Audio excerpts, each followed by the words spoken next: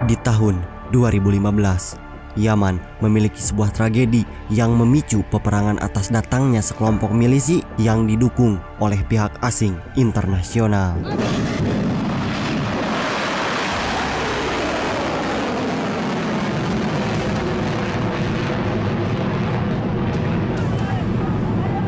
Allahu Akbar, al-maut Amerika, al-maut Israel, al-la'nat al-Yahud, an-nasr al-Islam. Di mana mereka bertujuan untuk menguasai pemerintahan kota Yaman dengan menggulingkan beberapa kota penting di daerah itu. Sehingga para pendukung serta penduduk harus bentrok dengan para pemberontak untuk membuktikan siapa yang harus duduk di atas tanah Yaman atau mereka yang terusir oleh sekelompok milisi. Dan semua kerusakan yang terjadi mempersatukan para milisi untuk meraup daerah-daerah di kota Yaman. Dalam tragedi tersebut, hampir setiap warga sipil yang tidak bersalah harus menanggung akibatnya.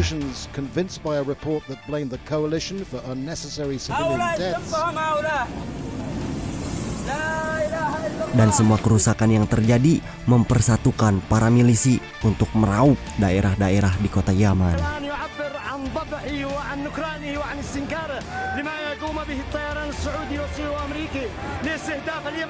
Kemudian pemerintah Yaman meminta desakan terhadap sekutunya, yaitu Uni Emirat Arab, untuk mengembalikan kestabilan di daerah Yaman, termasuk meminta bantuan langsung dari Presiden Yamini Hadi dan diperkuat oleh Dewan Keamanan PBB.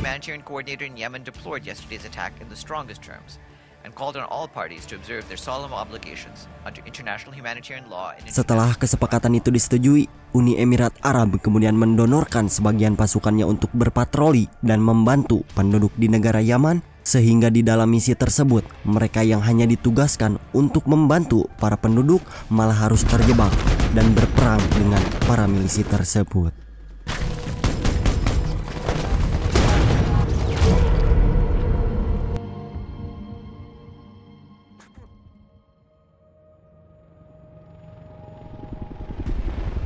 Berlatar di pangkalan militer Uni Emirat Arab, tepatnya di daerah Yaman Selatan, di mana kita akan berfokus kepada 4 sersan yang sedang berlatih. Ada Ali, si tukang angkat beban, Bilal yang sedang bermain barbel, dan 2 sahabat mereka bernama Al-Hindasi dan Falasi.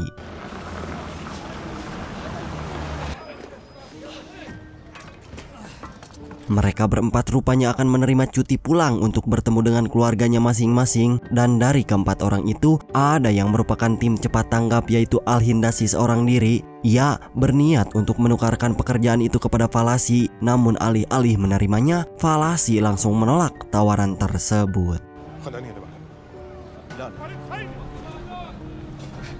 Sepulangnya latihan, Ali sempat membuat ukiran kayu untuk anaknya sendiri karena di saat ia pulang ke rumah bertepatan dengan ulang tahun anaknya.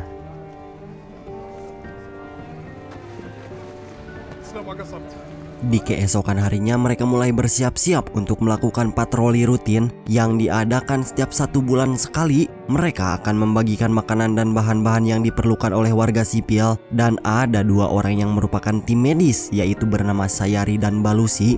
Mereka berdua akan ikut berpatroli bersama tentara lainnya. Dan setelah barang-barang dinaikkan ke atas mobil, mereka pun langsung berangkat.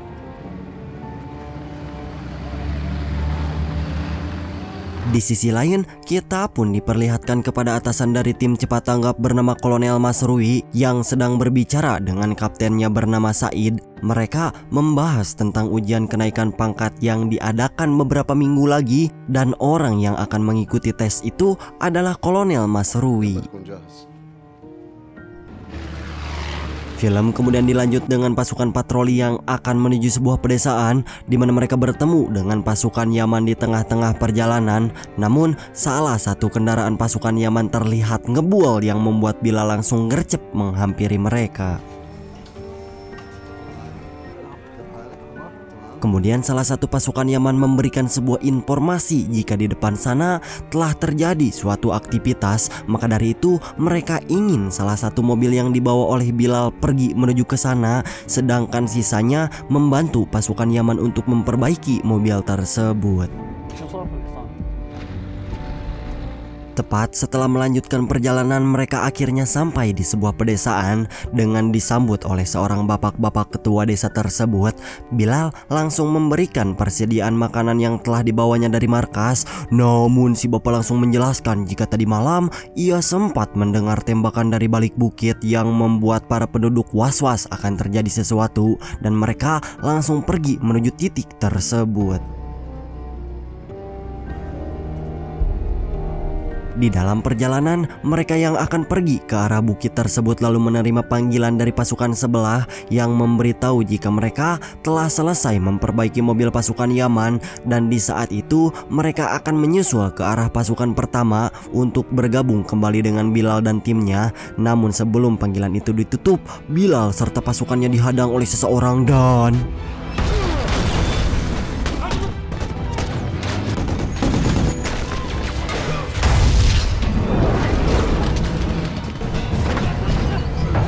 dan tim pasukan kedua yang akan memberikan pertolongan pun harus sama terkena ledakan. Di pangkalan, mereka yang menerima kabar jika pasukan patroli 1 diserang pun kemudian memerintahkan Mas Rui dan Said untuk menyiapkan pasukan cepat gercep, dan dikarenakan takut terjadi apa-apa, mereka meluncurkan sebuah drone untuk mengintai keadaan di sana serta mengawasi tim musuh yang akan melumpuhkan pasukan 1. Mas Rui kemudian meminta kepada Sayari dan Balusi bersiap-siap untuk pergi ke titik di mana pasukan tergempur, dan setelah semuanya selesai, mereka pun langsung berangkat.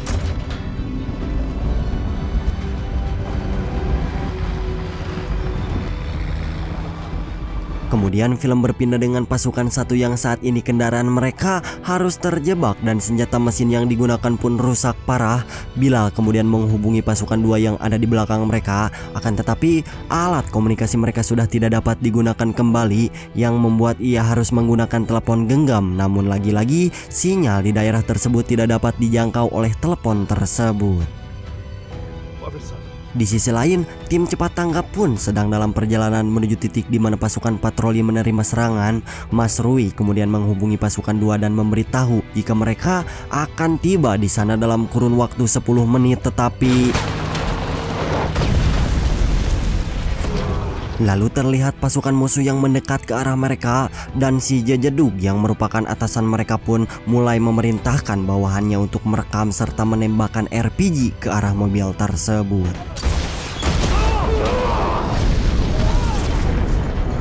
Akibat kejadian itu, kemudian Al-Hindasi yang duduk di belakang pun harus terkena ledakan dan membuat luka yang cukup parah.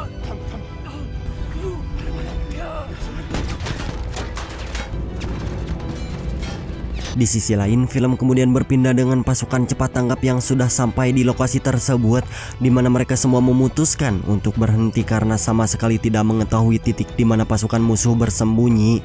Namun di atas tebing, para militan tersebut sudah melihat kedatangan mereka semua, sehingga si botak yang merupakan atasan mereka pun meminta untuk menembakkan mortir ke arah pasukan tersebut. Dan setelah situasi benar-benar aman, Mas Rui kemudian memberikan kabar ke pihak markas bahwa ia telah diserang oleh pasukan musuh. Tapi yang anehnya, mereka sama sekali tidak bisa melihat di mana musuh menembakkan peledak tersebut, sehingga Mas Rui ia meminta kepada atasannya untuk mengerahkan sebuah drone agar mengetahui titik persembunyian mereka. Alih-alih nurut mengeluarkan drone, si atasan malah memberikan semua tugas ini kepada Mas Rui beserta timnya untuk menyelamatkan pasukan yang sedang dikepung oleh tentara musuh.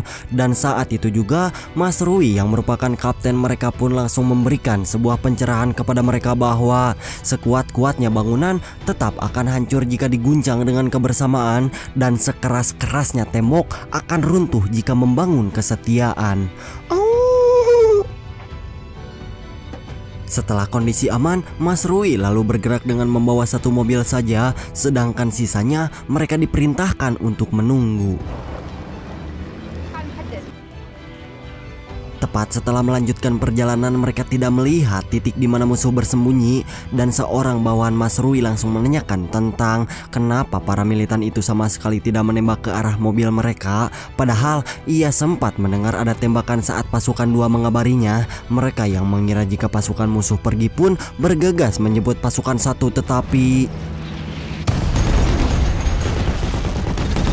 rupanya pasukan musuh masih ada di sana, dan Mas Rui yang merupakan kapten mereka pun sengaja masuk ke dalam jebakan itu bertujuan agar mengetahui titik di mana mereka meluncurkan peledak. Di saat bersamaan, kemudian pasukan komando telah mengetahui keberadaan tim musuh dari sebuah drone, dan setelah titik itu dikunci, mereka lalu mengerahkan helikopter untuk membantu serangan udara.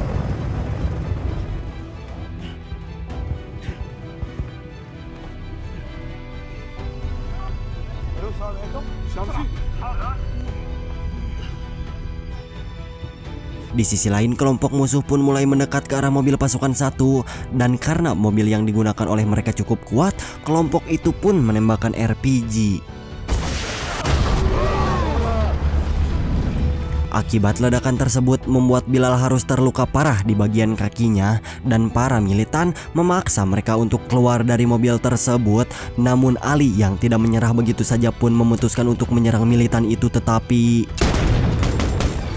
ternyata seorang sniper mengawasi mereka dari kejauhan, dan si ketua yang greget pun meminta mereka untuk turun dari mobil tersebut.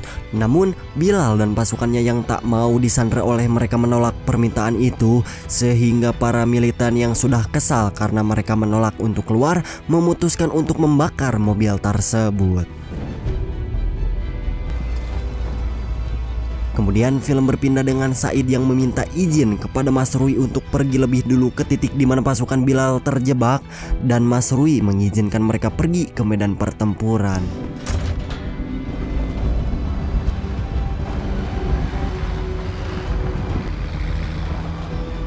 Tepat saat di dalam perjalanan, pasukan musuh langsung mengetahui pergerakan mereka. Di sana para militan membuat kode jika kelompok cepat tanggap sudah bergerak dan akan mendekat ke arah tim yang sedang terjebak.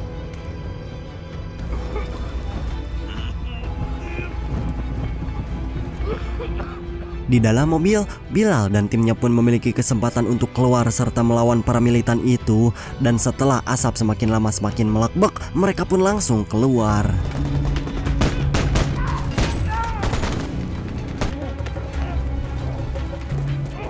Setelah berlindung di balik batu, kemudian Ali melihat tempat yang aman bagi mereka berlindung dari serangan sniper tim musuh.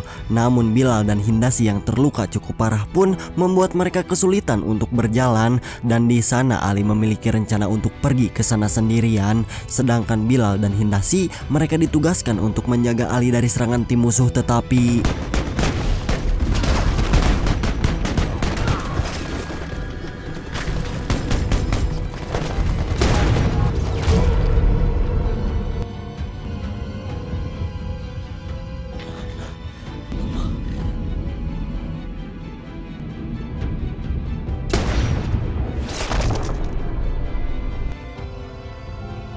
ya, Ali harus kehilangan nyawanya karena ditembak oleh tim sniper dari musuh, dan Mas Rui yang melihat kejadian itu pun seketika memberitahu markas bahwa saat ini mereka telah kehilangan seorang prajurit. Di sisi lain, Said dan tim medis kemudian mendekat ke arah pasukan yang sedang terjebak. Mereka mendapatkan serangan mortir dari pihak musuh, dan karena mobil yang digunakan mereka cukup kuat, membuat para pasukan musuh kesulitan untuk menghancurkannya. Namun karena pasukan musuh sempat menanam peledak di daerah tersebut, membuat mobil mereka harus hancur saat itu juga.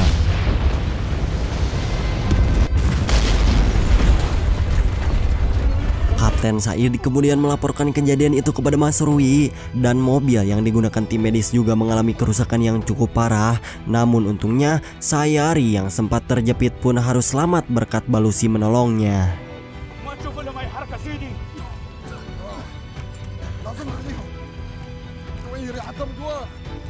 Bukan hanya mereka saja yang terjebak, Bilal dan Hindasi pun terlihat sedang berlindung di tengah-tengah batu yang menjadi tempat untuk mereka berlindung.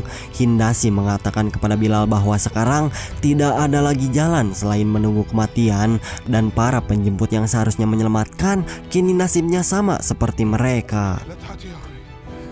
Alih-alih mati di tempat itu, akhirnya sebuah heli pun tiba di tempat tersebut, dan Masrui yang terhubung dengan si gadis pun meminta melumpuhkan sniper lawan dan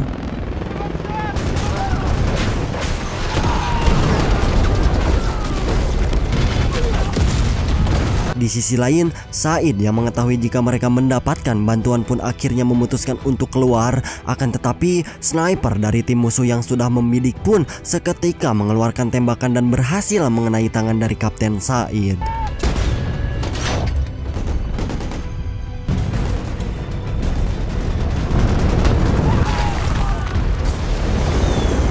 Tepat setelah militan itu menembakkan peledak, si gadis kemudian memberitahu markas jika ia tidak bisa melumpuhkan sniper dari pihak musuh, dan pusat komando yang tidak ingin heli mereka hancur oleh peledak meminta untuk si gadis kembali ke markasnya dan akan membangun rencana kembali untuk menyelamatkan tim yang sedang terjebak.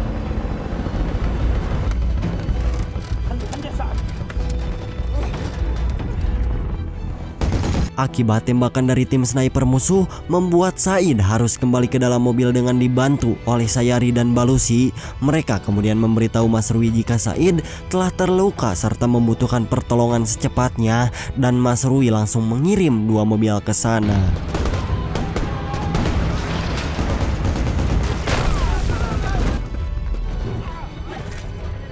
Di markas, mereka yang melihat pasukan musuh sedang menanam peledak pun seketika memberitahu pasukan yang sedang dalam perjalanan menuju TKP, dan saat si komandan akan memberitahu mereka, alat komunikasi di dalam mobil itu pun kekerebekan yang membuat mereka tidak bisa mendengar secara jelas apa yang sedang mereka bicarakan sehingga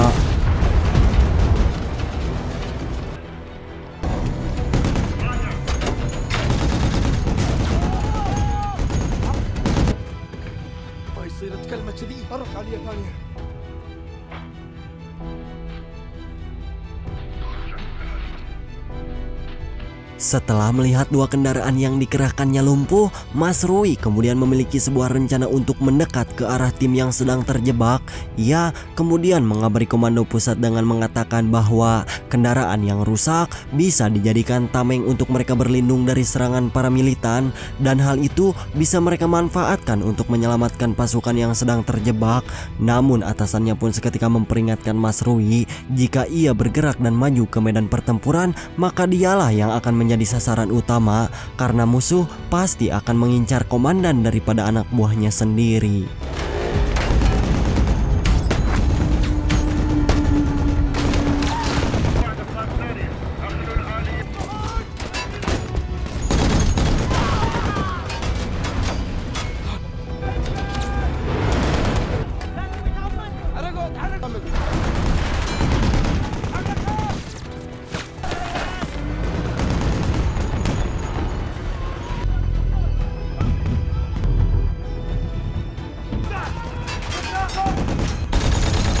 Akhirnya sebagian prajurit bisa diselamatkan berkat rencana yang dimiliki Masrui. Namun saat masuk dan akan memulai perjalanan, tiba-tiba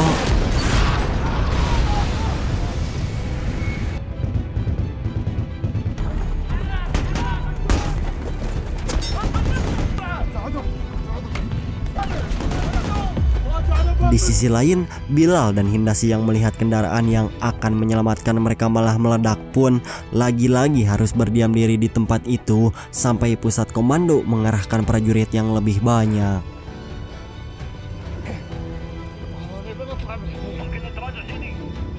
Di dalam mobil, mereka semua membangun rencana dengan Kapten Said yang akan keluar untuk melumpuhkan sniper musuh, sedangkan Masrui serta para pasukan lainnya mereka ditugaskan untuk menyelamatkan prajurit yang masih terjebak.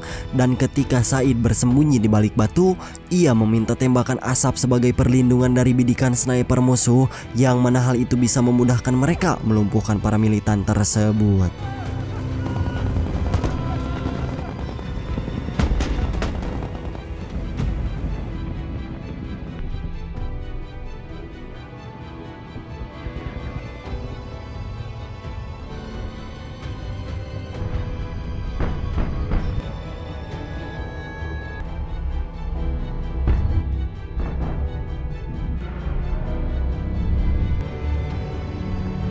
Di markas, si atasan memberitahu Masrui jika pesawat F-16 telah terbang menuju daerah yang sedang mereka duduki. Namun karena jarak dari markas terlalu jauh, membutuhkan waktu sekitar 7 menit untuk tiba di daerah tersebut.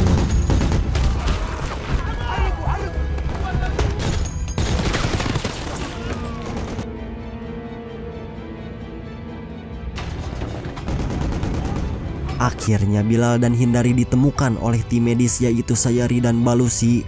Mereka berdua langsung membawanya menuju mobil yang sudah disiapkan dan memberikan pertolongan pertama.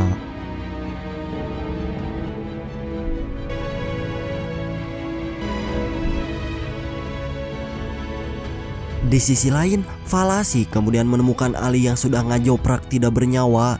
Ia kemudian akan membawa jasad Ali menuju kendaraannya. Akan tetapi seorang sniper dari pihak musuh sudah membidik Falasi dari kejauhan dan tiba-tiba ternyata Said sudah menemukan titik posisi sniper musuh dan memutuskan kembali bergabung dengan timnya. Terlihat Falasi yang menemukan jasad atasannya pun seketika membawanya menuju mobil tepat saat para militan itu menembak ke arahnya.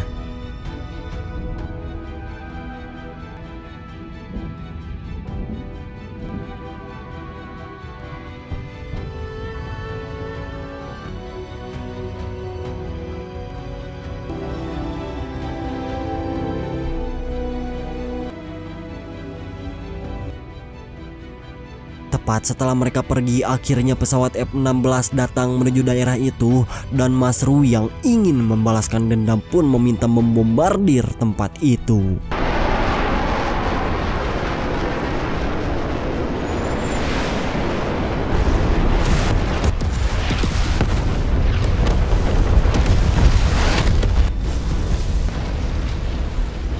Akhirnya mereka semua berhasil pergi dari tempat tersebut, namun dengan Ali yang sudah tidak bernyawa. Dan supaya imannya diterima di sisi Allah, mereka membacakan surat Al-Fatihah secara bersamaan.